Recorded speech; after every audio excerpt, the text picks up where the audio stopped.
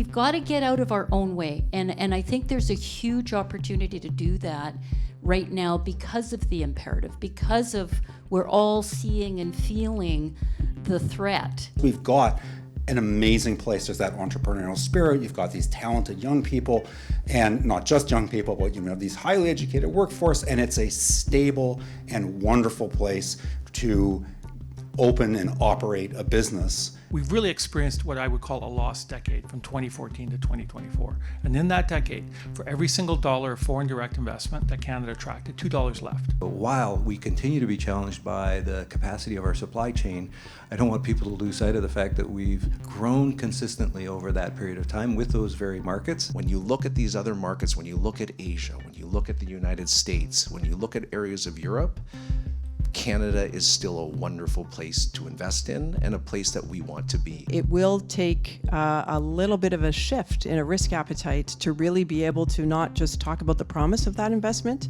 but to actually land it. Hello, I'm Stuart McNish, and you're listening to Conversations Live. Conversations Live is a long-form public affairs dialogue series addressing the big issues of our time. For each episode, we bring together subject matter experts for a deep conversation designed to provide you with information that helps you make more informed decisions. I hope you enjoy it.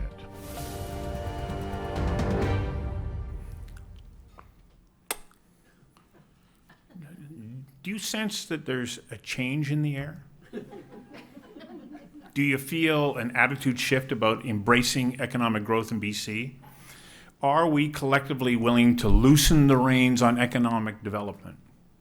Are Canada and BC recognizing our path forward is through an economy that seeks to realize project development rather than constrain it? It's early days, but I sense that shift is starting. And the reasons are many, but they include a sagging economy, a diminishing standard of living, poor healthcare delivery, infrastructure that is aging out or non-existent, the pending renegotiation of CUSMA, and Trump. That's just a few on the list. As Tamara Vrooman, YVR CEO, stated in her op-ed in the Vancouver Sun in February, BC is in a challenging financial situation. We can't cut our way out of the deficit, nor can we tax our way to prosperity. Ms. Vrooman pointed out, BC needs a renewed effort to stimulate economic growth, and a big part of that includes finding new markets for products abroad and new routes to get them there. I continue to quote Tamara, who says Canada has a generational opportunity to further our connectivity and trade with markets across the Pacific. And she goes on to say, what is equally clear is a window of opportunity is just that. It's just a window. Although these markets recognize what Canada has to offer, we're not their only option. And if we cannot deliver promptly, other countries will, and our window will close. Welcome to Conversations Live. We come to you from Kemkemale, the land of many maples. These are the traditional territories of the Musqueam, Tsleil-Waututh, and Squamish First Nations who have lived on and continue to call these lands home. OCM. Conversations Live is a long-form public affairs dialogue series that seeks to advance our understanding of the big issues of our time. Our goal is to share ideas and insights that help each of us gain a greater understanding of our communities, our province, our country. There are many organizations that help us host Conversations Live. Without them, we would not be able to bring these events to you in live in person, or online, and those organizations support programming for engaged citizens like you in the room and who are joining us online.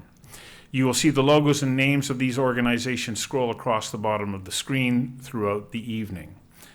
I can't thank them enough, so I'm going to thank them out loud right now.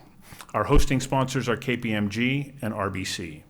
Our annual sponsors are Beedie Developments, Polygon, Stem Cell Technologies, Helijet, Rennie & Co., the Pacific Salmon Foundation, Marquee Wine Cellars, and Fortis BC. And our supporters are BCIT, Falkirk, and OPI. We work in association with Mario Canseco of Research Co. and with Playbook, your go-to market communications and government relations partners. Our media partner is the Vancouver Sun. Live streaming services are provided by Oh Boy Productions. As I say, without their generous support, this program would not be possible. So thank you to them. One last bit of business before we get started. For anybody wishing to submit a question, whether you're online or in person, please go to slido.com, enter the code Conversations Live, and send in your question. I'll receive your questions and share them with the panelists where I can. That said, I may not deliver your question verbatim, but I will be motivated by your thoughts and ideas as they'll help shape my questions this evening. Our topic today, stepping up and unleashing the BC economy. In 2013, then Premier of Alberta, Jim Prentice, stressed the urgent need to get Canada's responsibly sourced energy to global markets. Across our country, he said, and in key sectors including energy, we've entered a critical period. Sound familiar? He went on to say, we must access new and growing markets. We must improve domestic and continental pipeline capacity to better manage the supply of both oil and gas, and we need to get on with it. 13 years after he made those remarks, we've seen this headline many times, but not as many projects that you would imagine based on the sense of urgency that was suggested. Are we in a different place today in 2026? We have an amazing panel to answer this question. Tamara Vrooman, YBR's CEO. Todd Yuen, President Beedie Industrial. Chris Gardner down at the end, President and CEO of ICBA. Paish in the middle, CEO of Digital. Peter Xotta next to her, President and CEO, Port of Vancouver. And Gregory Freeman, Senior Economist at Invest Vancouver. But first, as always, we start with a poll from Mario Canseco. Derek, can you roll Mario's poll? Only a third of British Columbians rate the economic conditions in the province as good, while just over 3 in 5 consider them poor. Residents are evenly divided on a question related to their own household's finances, with almost equal proportions saying the situation is good or poor, respectively. More than half of BC residents foresee no change in the financial standing of their household over the next 6 months, and only 16% foresee an improvement. The view is more dire when residents ponder BC's economy, with more than 2 in 5 expecting overall economic conditions to worsen. In the early years of this century, British Columbia was consistently ahead of other Canadian provinces on most economic indicators. Right now, just under a third of BC residents believe that our own economy is not doing as well as those in other Canadian jurisdictions, while only 14% claim we are performing better. Just over 2 in 5 think BC is doing about the same as Alberta, Ontario, and Quebec. The BC government has traditionally classified the economy into 13 major sectors. At this point, only 5 of these sectors garner positive reviews from about half of the province's residents, with tourism, film and television, and technology and innovation being seen as the ones the government is managing best. On 8 other sectors, the results are not as encouraging. More than a third of British Columbians are openly dissatisfied with the way the BC government is dealing with cannabis, construction, and forestry. The rating is only marginally better for key components of the economy, such as manufacturing and mining. There is no consensus across party lines on the best way to deal with the significant budget deficit that the BC government has projected. Just under half of residents who voted for the BC NDP or the BC Greens in the last election choose to raise taxes, while more than 2/3 of those who supported the BC Conservatives would rather cut programs. Just over 1 in 5 residents are unable to select either option to deal with the deficit. More than 3 in 5 British Columbians blame many of the setbacks the economy has encountered on the fact that Donald Trump is the President of the United States. There is also wide support for the provincial government devoting more resources to expediting permits and dealing with bureaucracy and red tape. On the political front, half of the province's residents expect BC's economy to improve under Mark Carney's leadership in Ottawa. However, British Columbians are evenly divided on whether the BC Conservatives will be doing a better job than the BC NDP on economic concerns if the party had won the 2024 provincial election. For Conversations Live, I'm Mario Canseco from ResearchGo. Thank you, Mario. So, Tamara, is change in the air? Like, do you believe that we can buckle down and heat up the BC economy? Thanks very much, Stuart. Well, certainly change is in the air. The question is, are we going to let it blow by, or are we going to actually harness it and do something with it?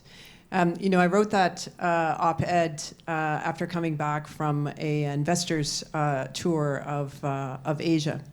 And what I heard there was that, to borrow from the Prime Minister's Davos language, many, many countries, and the ASEAN countries in particular, got the middle power memo.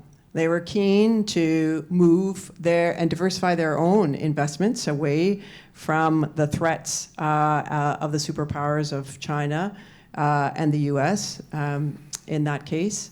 And they're very, very keen to do business with Canada, seeing us as a stable, long-standing, open democracy with a few regulatory issues that they wish would be simplified for sure, but a stable business environment in a country that was well suited to investment, particularly in areas where Canada tends to do well: critical minerals, energy, and they also see that we have some of the best and most educated talent in the world. But I think that the thing that makes this moment different, certainly from 2013, is that in Canada, we're feeling, and in British Columbia, we're feeling that polls showed it, people understand it, the need to do something, that this is the moment. Things are not where they need to be, particularly when we look for the future. But while it feels like a big change for us, I think the real risk is that we miss the fact that the rest of the world also is feeling that change. And we're in competition to be able to seize this moment. So it's not just a question of us getting our house in order. We need to do it with the right partners quickly to be able to harness that investment. Because frankly, if we don't, it's not the status quo. It will be worse than the status quo. And I think there's more and more, what we see in our business certainly, is a huge opportunity to increase our cargo volumes. We've seen a lot of record volumes on the cargo side. People forget that we're, along with our colleagues at the Marine Port, a major export and import business. But again, we need to solidify those connections and that volume to make sure that we can facilitate not only export for our own region, but of course, broader trade for the entire country. So are the winds changing? Is change in the air? I think it is. But it really is going to be up to us what we do with it. I am an optimist. I think that change is within our organizations, within our communities, within our businesses, but we can't afford to wait and to hope that it will pass. We're in a different place than we were in 2013 when we had won the historic lottery of being located next to the world's largest economy. That economy's position has changed. And while we will always, I think, do business with the United States, our ability to rely on that as the primary source of our collective wealth is not going to be the case going forward.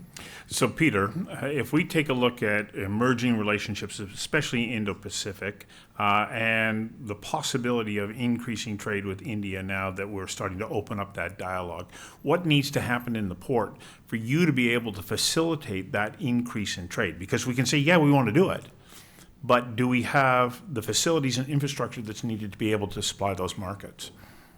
Tough to follow Tamara. It was like what she said. But it was interesting, Stuart, the comment about 2013, because if you recall, that was about 4 or 5 years into the Asia-Pacific Gateway and Corridor era, where we had very strong federal leadership on kind of the trade imperative. That included infrastructure investments, but also an enhancement or a highlighting of kind of the trade relations that we were trying to develop. In that period of time, we've grown by almost 80%. So while we continue to be challenged by the capacity of our supply chain, I don't want people to lose sight of the fact that we've grown consistently over that period of time with those very markets. And in the last 3 years, partially prompted by the dialogue with our neighbors to the south of the border, we've had 3 record years. So I'd say the challenge for us now is we have not refilled that pipeline of projects at the pace that may be necessary. And so now the opportunity, as Tamara said, is right before our eyes. And we need to get serious about signaling to the world, these trading partners like India and others who want what Canada has. And frankly, though what Canada has that's in abundance and then in demand is in Western Canada, is going to be served by this port and potentially Prince Rupert predominantly. So while we have a tremendous dependence on Vancouver, we've got a track record of being able to deliver. And frankly, it allows us to focus our resources on those systems that need to be improved. We've got a tremendous track record of agriculture, potash, coal shipments, and now possibly energy ramping up beyond the Trans Mountain. So it's a very, very powerful time. I'm sure I'll have an opportunity to talk about a certain terminal that we're trying to develop later on as well. So thanks. Well, actually, just I want to follow up with you. If we take a look at what the opportunity is, especially out of Indo-Pacific, do we need to develop the demand for the products that will then drive the investment here, or do we have to build the infrastructure to be able to deliver, or is it we have to be working on both fronts at the same time?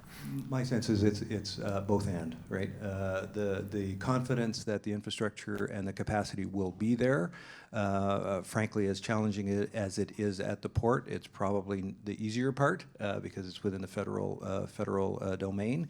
So with very strong federal leadership, I believe we can make things happen at a pace that we haven't previously.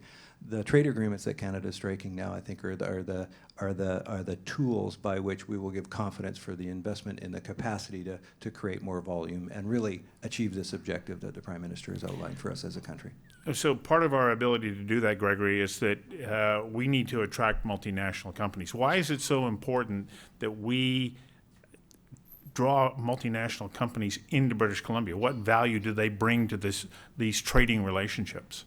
Well, quite apart from the fact that many of the firms many of the firms that are coming here are providing good jobs. You have the advantage to bringing in international firms is that you're strengthening ties, supply chains, diversifying those supply chains. You're bringing in know-how, and it's broadening the tax base. Often you're bringing new processes in.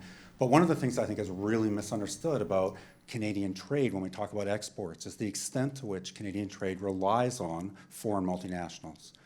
Something like just over half of services trade from Canada moves through foreign multinationals, and it's even higher in goods for goods exports. And so by bringing in that additional investment, that is one of the ways to increase our trade. And it makes sense if you think about it. A company that comes here, they establish, either say they've bought a small Canadian firm, they're going to integrate them into their supply chain and their global sales networks. And so that's both imports coming in, exports going out, and so that's an important part of meeting that goal of doubling trade over time. So we're sitting in a unique spot from a technological and life sciences perspective. And if we develop these sectors out properly, these become good trading companies. And what's the value that they bring to the British Columbia economy? Well, I'll tackle both of those, starting first with life sciences. And we have the founder of Canada's largest life sciences company sitting right here. Family owned, family started, I'll say determined to stay in British Columbia with trade literally around the world, over 90% of it outside of Canada. Fair comment? And most people in the province wouldn't know that. Most people in the province wouldn't know that the Eves family is recognized around the world as a world leader in the development deployment of the materials that scientists need to do their research. It's scientists helping scientists. And it would be nice if we celebrated this kind of entrepreneurialism and this kind of growth that stays in British Columbia. And that's one of the things that we do at Digital, is we go and find the small companies. So the Alan Eves of 20 or 30 years ago, we go and find these companies, and I can tell you there is an abundance of highly qualified, highly motivated companies and entrepreneurs that have the ability and the wherewithal, the determination, the skills, the guts, and the brains to build technologies, and they're building them here. And I'll give you an example in a moment. They're building them here, but they're not getting deployed here. They're not getting adopted in British Columbia. Some of them don't get adopted very well in Canada. And I'll give you one little example of a health tech company that produced a phenomenal technology. We really wanted to get it deployed across the province and across the country. And the founder said to me, well, you know, Sue, I can go to the NHS and make one proposal and go through one process, and it's pass-fail, and if I pass, I'm in Great Britain. I can do 30 proposals and 30 processes for the province of British Columbia.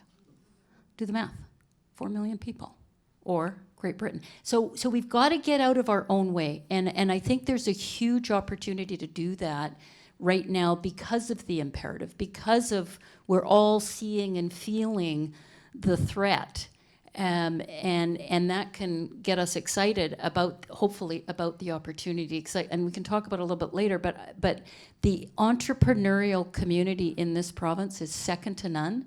The technologies that are being developed are second to none across critical minerals, across health and life sciences, and across housing, as well as other sectors. I'll just talk about those three.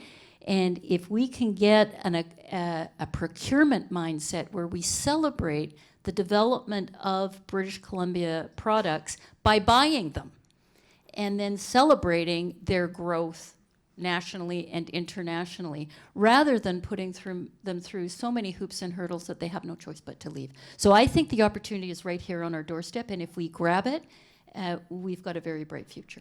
Well, we're talking about interesting entrepreneurial mindset, and you've changed my agenda a little bit for tonight because you brought up Alan. I've got a clip from Alan because I did an interview with him recently for a series that we're doing profiling extraordinary entrepreneurs like him.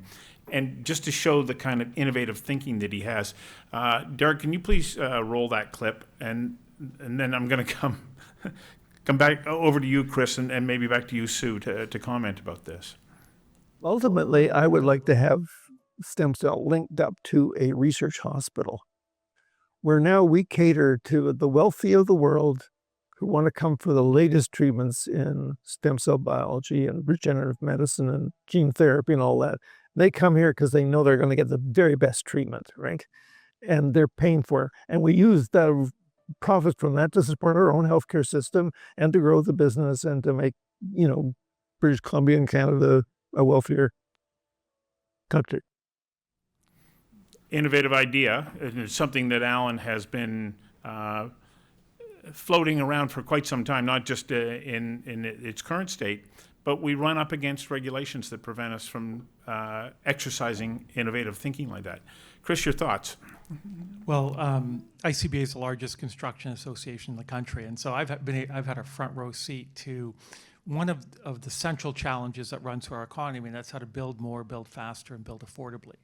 And the challenge is we haven't been able to do that. In 1972, we built 240,000 homes in Canada. Last year, we built exactly the same number. 2 generations, same number of homes. And we never really got close to 300,000 homes. So what is happening is that what I've seen is regulation, red tape that has made it more difficult to build schools, hospitals, pipelines, energy projects, you name it. It is much, much harder to build. Think of the Site C Dam. The Site C Dam is just completed. It's been in operation now.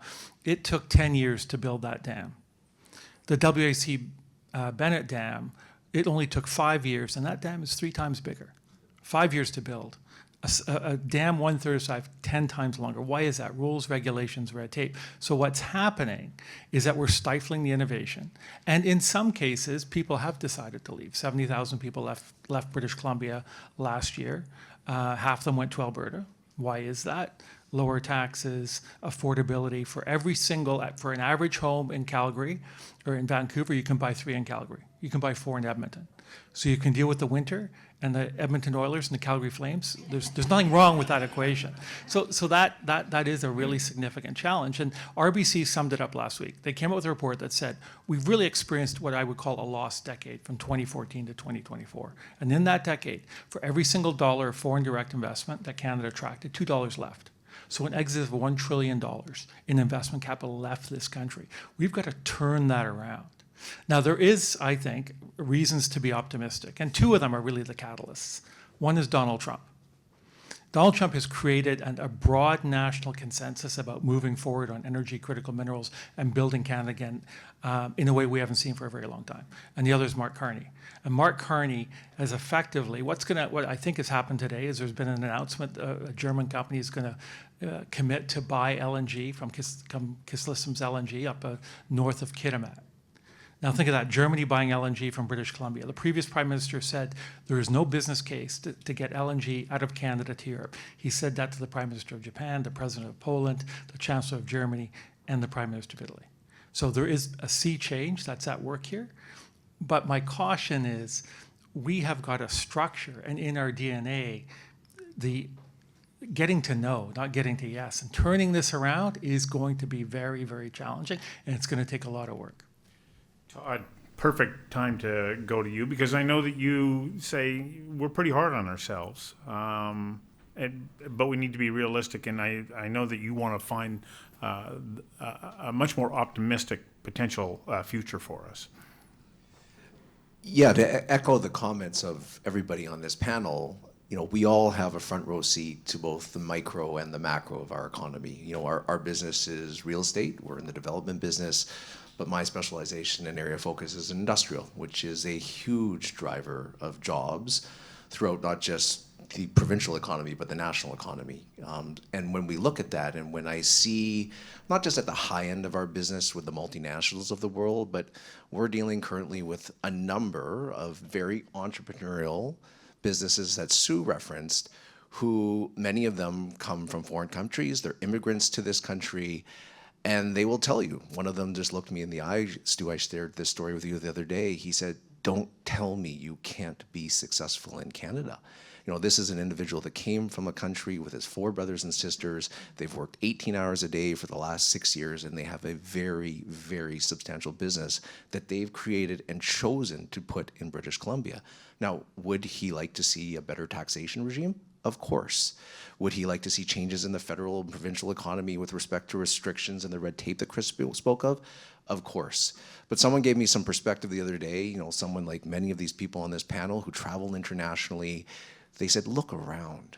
When you look at these other markets, when you look at Asia, when you look at the United States, when you look at areas of Europe, Canada is still a wonderful place to invest in and a place that we want to be. But I think Sue hit the nail on the head. We have to get out of our own way. For me, the biggest area of concern right now, as my kid reminds me all the time, I'm an old guy now, but where I start to get nervous and when my friends, their children are now talking when they finish university about not staying in Canada. And I think for me, that is one of the biggest concerns I have, is incredibly talented, educated women and men leaving to go because they can make multiples more money in the United States. Or they're going to school in the United States, paid for by their Canadian parents, and keeping that education in the United States as opposed to bringing it home to Canada. We have to create an environment for young people where they can have optimism, where they can have hope, where they can have pay equity to come back to Canada to help drive to do the things that Mr. Eves has done in our country. That is critical and paramount for me. So what's the message that was, okay, Sue, jump in. I know that you've got something you want to say, and then I'll come to my point. Yeah, I just want to pull on those strings there. it's the story we tell ourselves and it's the story we tell others that we can actually control. And I don't want to be Pollyanna about it, but at Digital, we live with the entrepreneurial community. And we have a very, very rich entrepreneurial community here who break down walls every day. And the procurement mechanisms, the regulatory tsunamis that we face every day are a challenge. But our entrepreneurs break through that. And I'm going to call out an organization that you probably don't think of as entrepreneurial, and it's St. Paul's Hospital and Providence Healthcare. And when we started in Digital, Fiona Dalton said, this little idea you've got is so crazy, it just might work. This idea that you're going to bring a whole bunch of organizations around a table together to build technology better than any one of them could on their own. So you're going to kind of be a referee, a parent, the police, and the funder all at the same time. And she said, I want to give it a shot. And so St. Paul's came in and invested in some early stage technology that basically allows you to remote in to heart conditions and other conditions. So you're in let's say you're in Haida Gwaii and you're having a heart attack, you're not going to get to St. Paul's in time. But with this technology, if you get into the local doctor's office or medical office in Haida Gwaii, St. Paul's can actually remote in from their cardiac unit and actually guide the local technician or the local nurse practitioner to deal with your issue. So we've got those kinds of technologies that are getting developed here, and they're getting a little bit of adoption here, but they're mostly getting adopted outside of the country. But I want to continue to celebrate the innovators and not celebrate the 10th employee. I want to celebrate the 200th employee, the 500th employee, and getting us to think big. We got into this mindset where somehow big is bad and small is good. Small that becomes medium, that becomes large, that becomes international. That's where we can go there. Look at you guys. You guys are all international, and we can do more of that. It's the mindset, and sometimes you have to beg for forgiveness around some of the regulations. Just sometimes. So, one of our guests in the audience today is the High Commissioner to India from Canada, Chris Cooter, and he's here with 150 business people from India who are looking to do business with us. What's the message that we have to be sending out? Because we can sit here and go, okay, we got this problem, we got that problem. But collectively, what's the message that we have to send to those communities that, Tamara, you say we want to build new trading routes with, so that they're going to say, yeah, I want to do business with Canada? Tamara. Well, I think we first of all need to connect with them and know what their needs and their interests are. I think we often, as Canadians, make assumptions about where the investment can best come from and what form it can come in. And there's sometimes a lot more opportunities closer in and more available than we think. So the relationship part, particularly in countries and markets like India, is vitally important. But then we also have to deliver, and so Chris and I had a cup of tea earlier today, and we're talking about the fact that there is no shortage of interest in Indian companies doing business both in Canada and with Canadian companies. But the challenge is these are not transactions that are 3 weeks, 3 months, or 6 months. They're looking to make investments that are 5 years, 10 years. And so how do we then give the certainty, make the kind of commitment that we need to really solidify those relationships? That's something that takes a different approach than what we've had going forward, a different risk appetite. We talked a lot about regulation, and for sure we are a world class at designing what I call sort of protective regulation, and it's all well intended. This is not people aren't designing regulation to muck up the economy of the region. Quite the opposite. But we really do need the same energy put into how we get to a prospective regulation that allows us to, that actually enables things, as opposed to preventing things. And that's not a small change. And I do think there's tremendous opportunity outside the country for investment, but it will take a little bit of a shift in a risk appetite to really be able to not just talk about the promise of that investment, but to actually land it. And that is a shift that's not just a shift in government, it's also a shift in financial institutions, it's a shift in investor expectations, it's a shift in community embracing and welcoming new investments, celebrating it, wanting to grow these companies. And I think that the other thing maybe I would add is I also think there's more that we can do with the companies and with the investments that we already have. And so at YVR, one of the things we have is an innovation hub. We have 31 young companies working with us from across Canada to help us solve problems that we have as an international airport. Everything from how do we deploy mobile EV chargers to how can we get a better signal to contact with a cargo that's inbound for more efficient deployment, to how we heat and cool our building more efficiently using AI. Each one of those companies is a local Canadian company, and they were looking for another business, another organization to partner with. And every single one of them, I can say with confidence, every single one of them was looking outside because they didn't see the opportunities inside. So I do think there's more that we can do also to demonstrate that we know how to do business when we're looking for investment internationally. Gregory. Your specific question, I want to add on to what Tamara was saying, because when your question was, what do we tell those Indian firms? What do we have to offer here?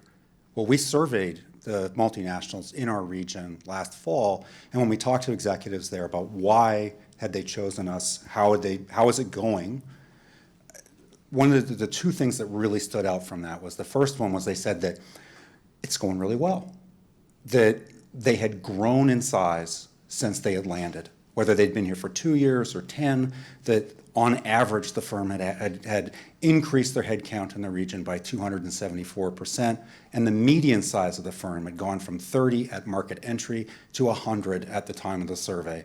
And so what we're seeing is that these firms are landing here, and it's working for them. One of the reasons you've heard is that, it's because we've got an amazing place. There's that entrepreneurial spirit. You've got these talented young people, and not just young people, but these highly educated workforce, and it's a stable and wonderful place to open and operate a business. And you get that coming back from these firms when you talk to them. When you talk about, well, what else do you need to know? The other thing that we need to know is that you need to have certainty, the ability to plan for your business. We understand this from a consumer perspective. You ask somebody if you want to buy a car and you say, well, you're in the market for a minivan. I have this nice 2-door convertible. Are you interested? We expect it's reasonable you'd go find another dealership. And we need to think about these firms as having a choice about where they locate. We're used to looking out the window and saying, but it's beautiful. You want to be here. It's a wonderful place. But so is San Diego.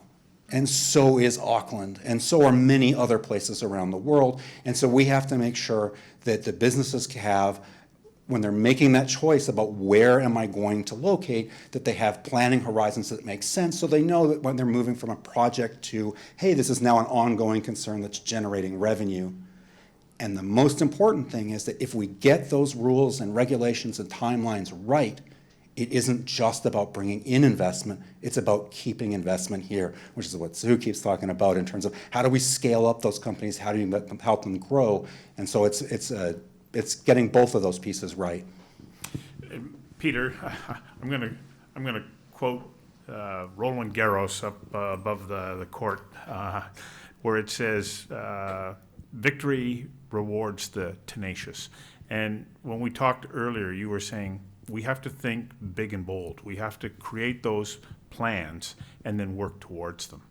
Yeah, I mean, this country was founded on people with a vision, and certainly the tenacity, perseverance has also been something that characteristic of Canadians in Canada. One of the conversations we had the other day, Stuart, was the fact that in terms of a proof point that Canada's serious, I think this is the first time that in my just about 40 years now in the port business, we've got a Prime Minister laying out a financial and volume target. That, I think, actually, for a politician is a risky thing to do because it's very easy to calculate whether you're trending towards that. But from a port perspective, and those of us that are in the physical supply chain, it's calculable. You can take that objective and say, well, what are the commodities that are going to get us there? Which corridors are they going to flow down, and thus which investments are necessary for us to move forward with that. That is really exciting from a port perspective because we now understand what needs to happen, but also by when. And getting that strong, very strong federal vision being articulated is going to be really helpful in terms of those customers that we want to demonstrate that we're serious. From the perspective of the port in Vancouver, we've talked and have been in this permitting jail, I would say, with respect to the RBT2 project. Pretty confident we're coming to the end of that, and I think it's really a profound statement because of the impact on the supply chain, but also it's a very prominent evidence of Canada finally moving forward with something that's taken far too long, frankly, but it's in a unique state of readiness to move forward, and I think that's a message to those global partners that we're seeking, that we're really following through on those commitments. So if we set big, bold, ambitious goals like that, we've got a skills and workforce shortage. And, you know, Todd, it kind of pains me to hear you say, well, where are my kids going to go? Are they going to stay here? We have to give them a reason to stay here.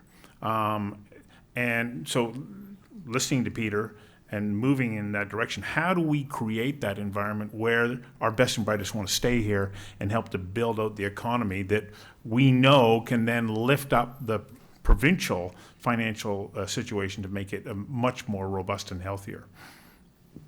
Well, I think what we have to do as Canadians, and I don't want to sound cheesy about this, but we kind of have to shake off that national apathy, right? Like, we have to say to ourselves that this is the country that we want to be. We have to have the courage to say to our children, sure, you can go study in the United States or in Europe, but you're going to bring that home. And I have had clients who have said that to their children. Because I think, again, not to sound trite about it, but you have to believe in the longevity of this country, the opportunity in this country. You have to believe that all of us in this room managed to make whatever careers that we've had with the opportunities that we've been given, facing the adversity and the opportunities that we've all had within this community, within this country, within this province, right? But you can kind of understand it, right? As a young person today, it would be very difficult to wake up every day looking at the rent you have to pay, looking at your job opportunities. I have a nephew who goes to the University of Toronto. He's in the engineering science program, right? He's one of the brightest kids I've ever seen. He is going to actually, kudos to KPMG, he's coming to intern here this summer. But even with the opportunities that he's been given, he is very, very concerned about his job prospects. I can tell you that if you met my nephew, this is not an individual who should ever be concerned about his job prospects, right? He is the best and the brightest, far smarter than I'll ever be. But these individuals have to be given an environment where they feel that they can thrive, where they can make a contribution. And as all of you know, young people are not motivated by the same things that we were. It's not about money. It's not about, gaining wealth. They are looking at the burden of responsibility that we've placed on them with respect to green initiatives, sustainability, the diversity in incomes between rich and poor. And I sat down with him and his friends. One's in robotics, one's in aeronautics, and one is in engineering. He's a bridge designer. And I said, do you guys feel that weight? And they said, we do. Like, these are kids who work 18 hours a day. They don't drink. They don't party like we all did in university because they have to fix what we screwed up. But it is up to us to give them that opportunity to get out there and thrive. And as Sue said, we've got to clear the paths so that they're encouraged to stay here, remain in Canada, and make a difference. Chris? Then I'll come to you, Sue. So one of the interesting things about the construction industry is that it's about 10% of our economy, and you add in all of the other related parts of the industry, it's about 25%. And it's an entrepreneurial endeavor. Every single contracting company, whether it's Ellis Dawn to your local home renovation contractor, it's all started by an individual, by people who took risk and gained some experience, got a Red Seal designation. The fastest way to becoming an entrepreneur is not getting an MBA. It's a Red Seal ticket. More people start businesses with Red Seal tickets than they do with MBAs.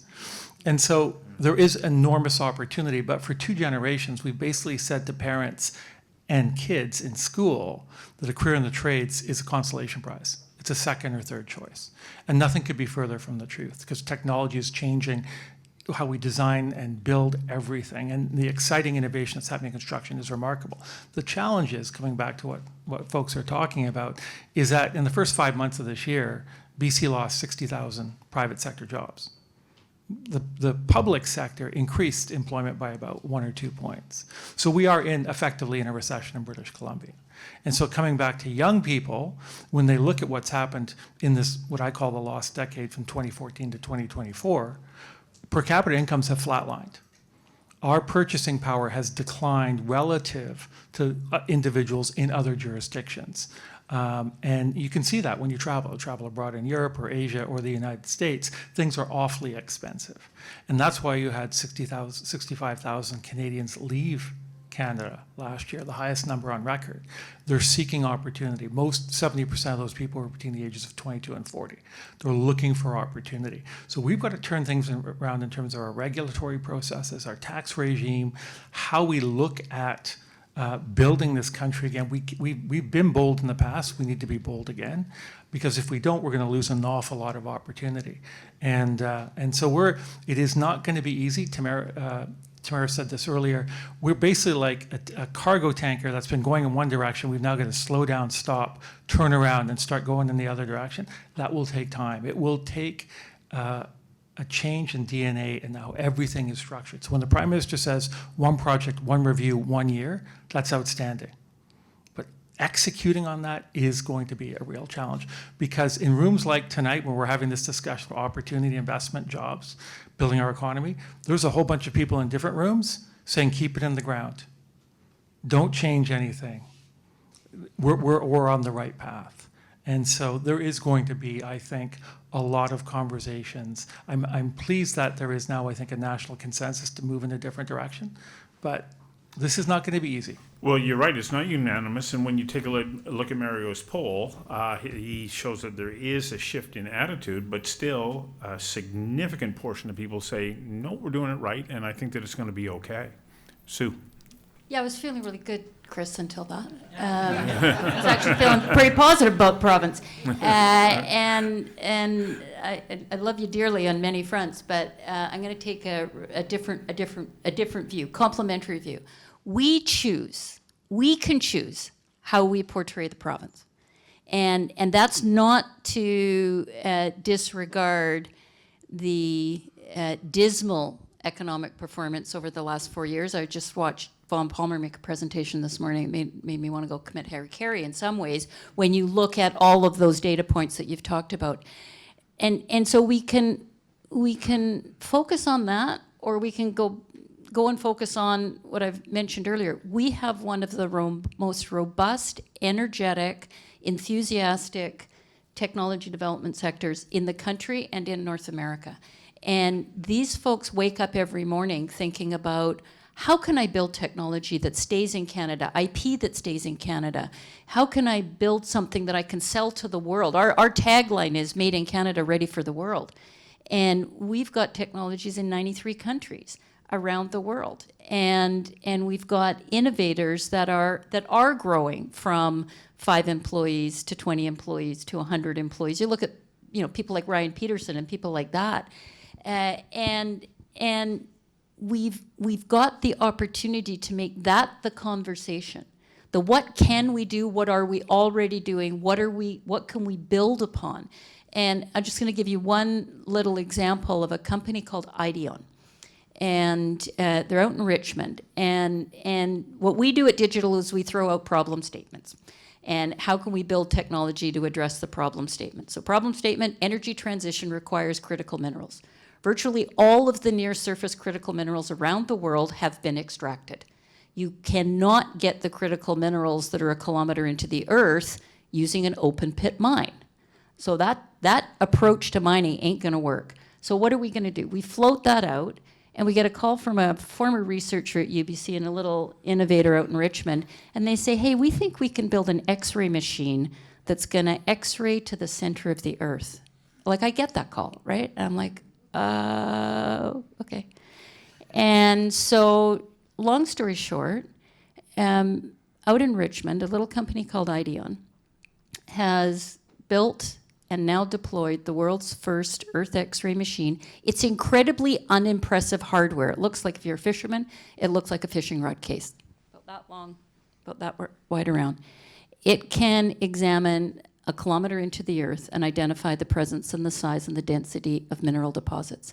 That is now deployed across Canada, Australia, Asia, and they just received an investment from Rio Tinto in their company that is twice the amount that we've received in investment from the Government of Canada over the last 8 years. I think innovation can grow the economy. Now, they're still small, but when you got Rio backing you, and they're not trying to take them over, and you got technology that is now, the countries around the world are starved for this kind of technology, we can do more of that here. And that's what I'd like to see us focus on more. Well, sure. You take a look at Louis Drone at Redwood AI. They've come up with chemical analysis using proprietary AI programming that they've developed here, and he is committed to staying here. He's worked with 2 AI companies building them out, and then they got bought up and sold off. And he's like, nope. He's going to be like Alan Eves. Alan says, I'm staying. And so we need that. How important is it that we have these people who say, I'm not leaving. We're going to figure this out, and we're going to move forward. Well, that's sort of what Carney's message is, right? We're going to do it here. We're going to build it here. I think it's incumbent on all of us as parents, as business leaders, as community leaders, to not be Pollyanna about the opportunity, but also not be glass half empty. And it's easy to be glass half empty right now with the province's economy, and you know, I like to buy batteries for the calculators in Victoria if they have some, and help them use them. But as the private sector, we can create the narrative using the data, using the examples that we have, using the companies that we have up here and the companies represented out in the audience, and paint a picture of not Pollyanna, but of optimism based on reality, and tell that story. So I want to be that person too. And the moment that I see that we're making some headwind, we turn around and we do things that slow us down. We introduce PST on a wide variety of professional services that now suddenly drive up costs. And then out of Alberta, the Premier calls for a vote to have a vote. What does that do? What's the signal that's being sent, and how do we have to manage that? Peter? Because so much of what flows out of Alberta comes directly to you, and then to you, Tamara. This is where I wanted Tamara to go first. Yeah, hold your microphone just a little bit higher, because I think you were interfering with the antenna there. With the antenna. Look, I think a lot of it, I really agree with the glass half full. I'm very optimistic about where we're at, but the next short period of time is so critical, right? Like, this is where we actually start to deliver on that promise and start to build confidence, or, you know, we still, we continue to focus on what's wrong and rather than what we want to have happen. I really appreciated, attended the GV Bot session with the Prime Minister there, and hearing him say, I want to talk to people about what we want, not what we're opposed to. And it feels like that tide is starting to turn. High Commissioner's here to introduce people to this country, because we've got what everybody wants. It's quite profound. We've got stuff to sell. Others need stuff, and they're dealing with the geopolitics of perhaps where they traditionally purchase those things aren't the same this week as they were last. This is our time. I kind of feel like we're on fire right now. We've got to seize the moment. So I got a short clip to play from Michael Goring from the Mining Institute, because when I talked to him, he goes, okay, there's a bit of optimism, but. Derek, can you play that clip? While there's been some positive changes in mining in BC, and there is momentum, there's still a number of things that we need to do in order to fully maximize the opportunity that exists in BC mining. The first is we need to continue to press on permitting. We need systemic and durable change that ensures that every mine that goes through a permitting process does so with speed and clarity. Secondly, at this moment in time, we need certainty. All of the discussion around UNDRIP,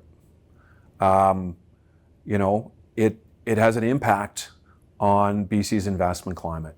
And we need to see government deliver certainty with respect to DRIPA. Additionally, government also needs to ensure that First Nations have the capacity to participate in major projects like mines by ensuring that they have technical, administrative, and governance capacity so that they can be on an even and level playing field with government and with mine proponents. So I think Michael is right that we have to look at how are we going to, move through to stable relations with First Nations so that they are legitimate partners, but also that they have the resources that are required to be able to participate at the level that's needed.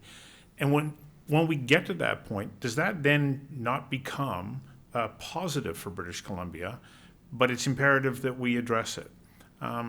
Chris, can I start with you? Because I know that so many of your members are, working in environments where they're having to work closely with First Nations.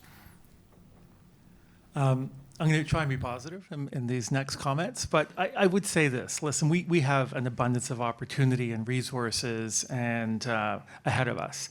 And the challenge is we just make things harder than they should be. And think of the Massey Tunnel. The Massey Tunnel, we started talking about that in 2005. We priced out a bridge for $2.7 billion. We canceled a bridge. We priced out a tunnel for about $4.4 billion. We didn't go ahead with that. We've now repriced a second tunnel, probably about $8 billion. Now, yeah, missed opportunity.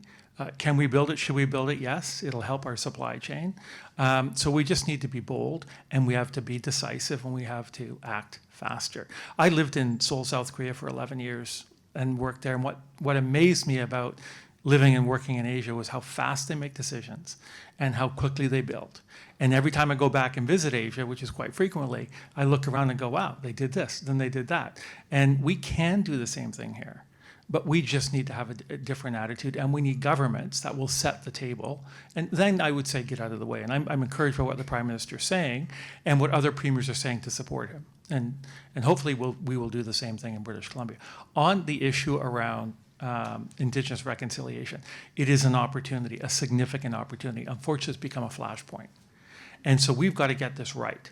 And the fault, I think, with where we are is successive federal and provincial governments have just sort of kicked this can down the road for many, many decades, didn't want to deal with it. And now all of a sudden, we find ourselves in a situation where everyone's asking the question, can I invest with certainty? Can I buy this piece of land and be certain that my project will proceed?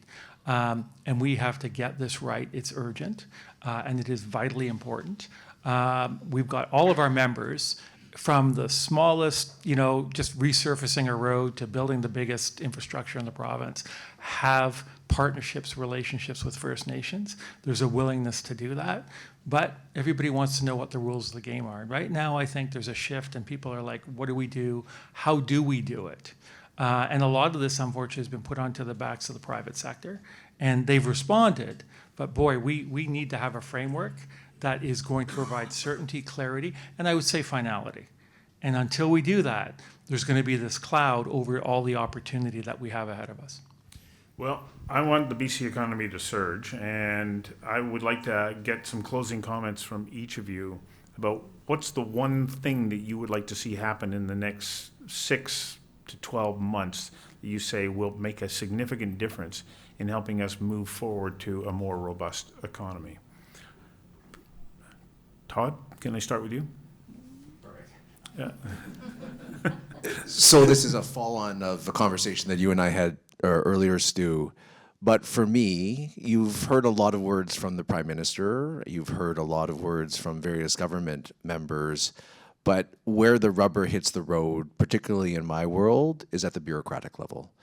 And what I would like to see from our politicians is to put their words into actual action. And at least in the real estate community, what that means is driving that message all the way through the bureaucracy and making sure that the women and men who are responsible for implementing this government action, for implementing change, for getting rid of red tape, for making these things happen, are actually bought in and committed to the message. Because all of the things that we see these individuals protecting on a day-by-day basis, whether it's a sustainability agenda, all of these things, none of these things are possible unless there's economic prosperity throughout every social strata.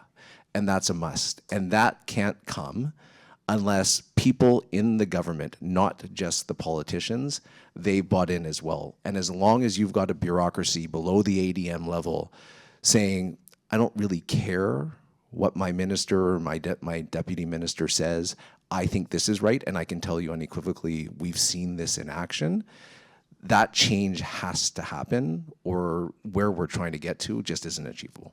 Sue, I know that you and Todd are in harmony here on this message. Everything he said. And just to amplify that, sometimes in this province we get fascinated with process. All too often we get fascinated with process. Never confuse a process for a result. And in the bureaucracy, whether it's in the health system or in other places, we have a whole boatload of people that don't know the difference between a process and a result. So I would like to see us starting with an outcome. What do we want to deliver? And then work backwards.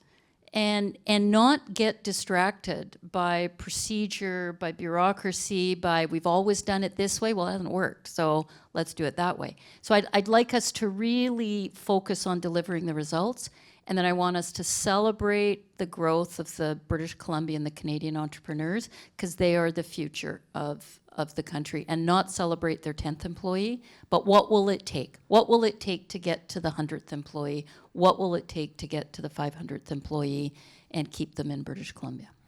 So, Peter, Sue's thoughts about being visionaries and thinking boldly, how does that fit in with what you would like to see as a step towards achieving that here in the next year?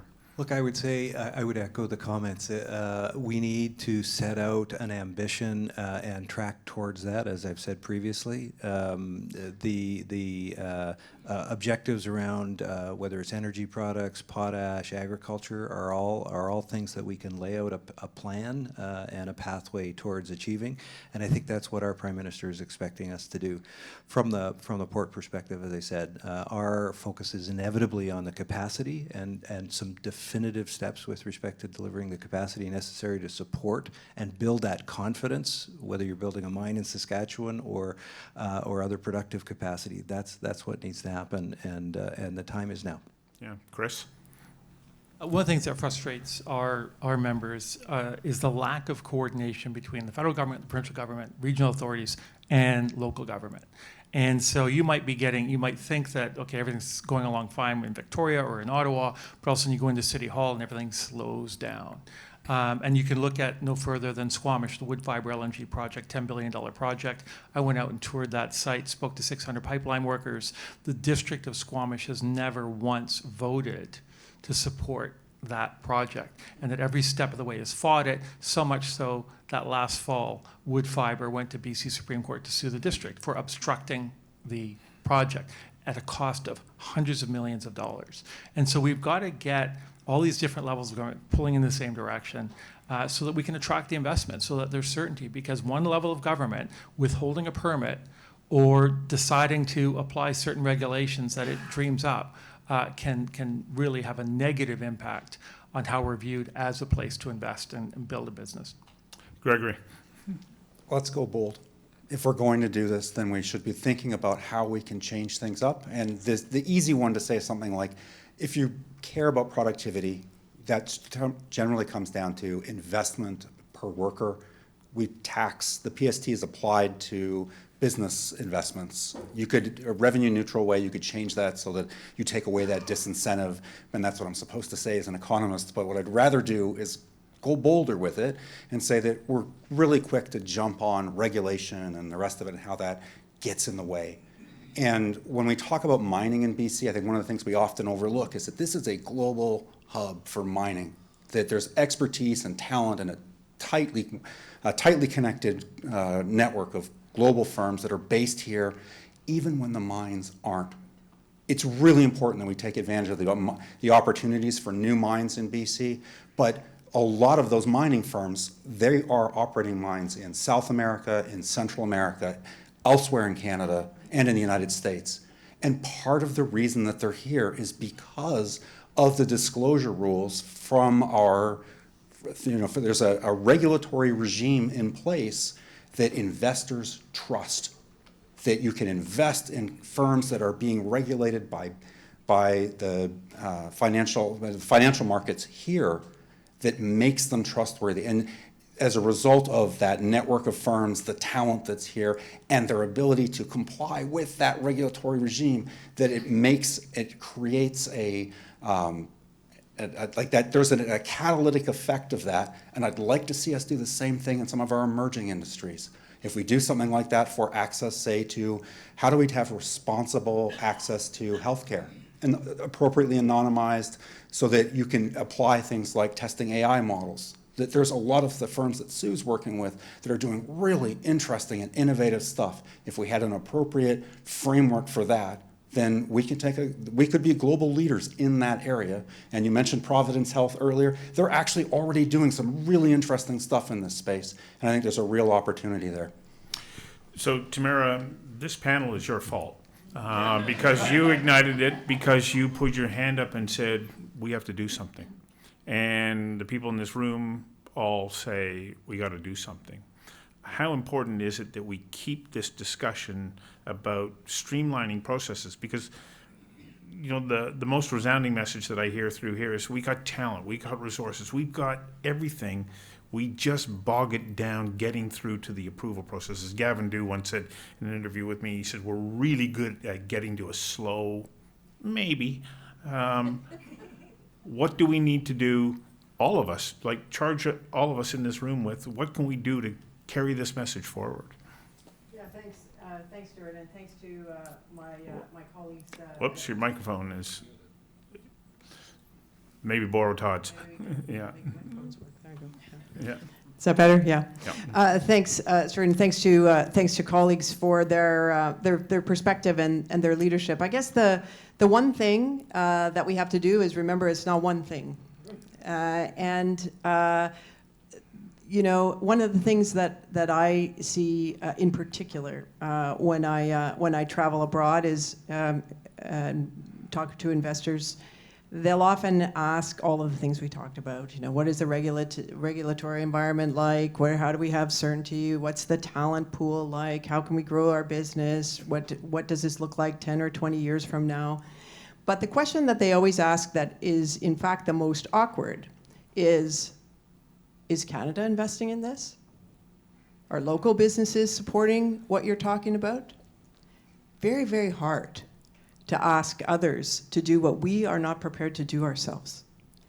And whether it is supporting a new innovation entrepreneur, whether it's encouraging young people to go into the trades as the fastest way to become a millionaire, I saw that stat the other day, whether it is, I just took a look at hiring stats for co-op students and interns in our province this year.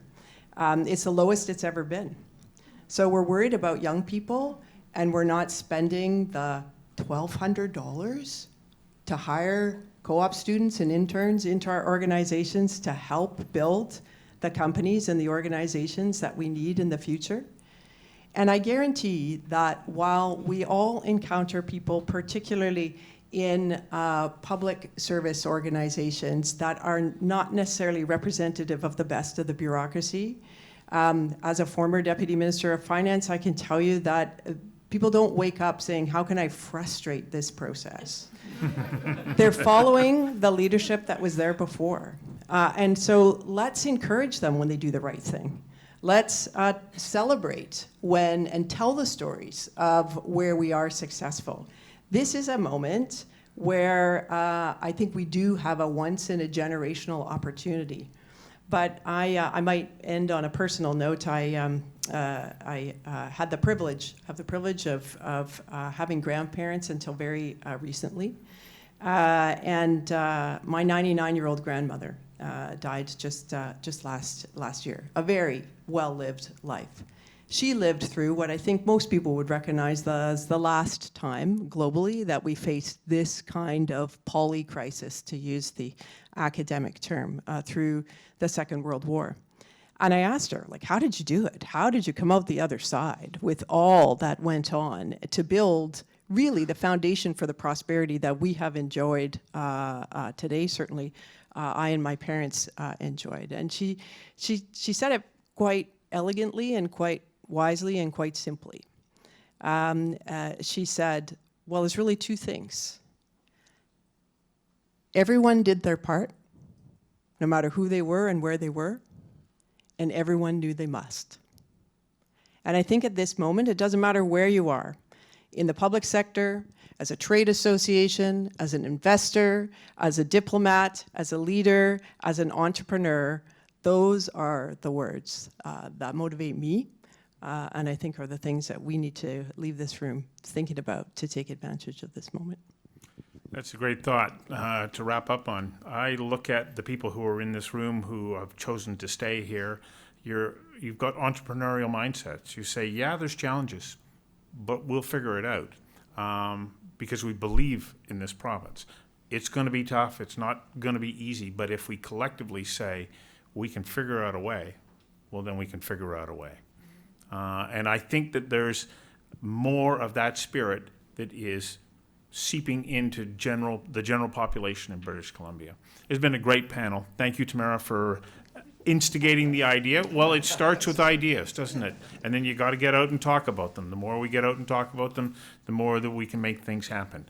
You know, the greatest natural resource that we have in British Columbia is the collective intellectual power of the people who call this province home.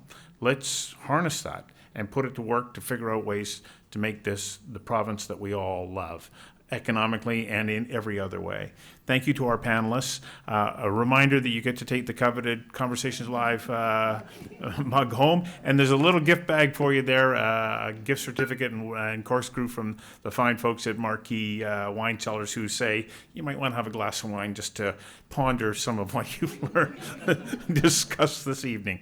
This wraps it up for the 25-26 season for us, and we'll be back in September when we're going to take a look at AI and its relationship to national, financial, and cybersecurity. Very interesting. A term that I just learned that's worth getting to understand is machine speed intrusion.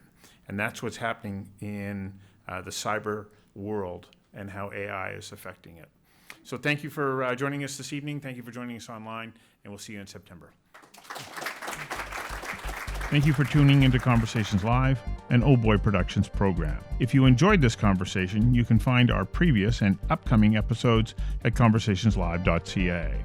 You can also follow us on YouTube, LinkedIn, Instagram, and Facebook. Again, thank you. I'm Stuart McNish.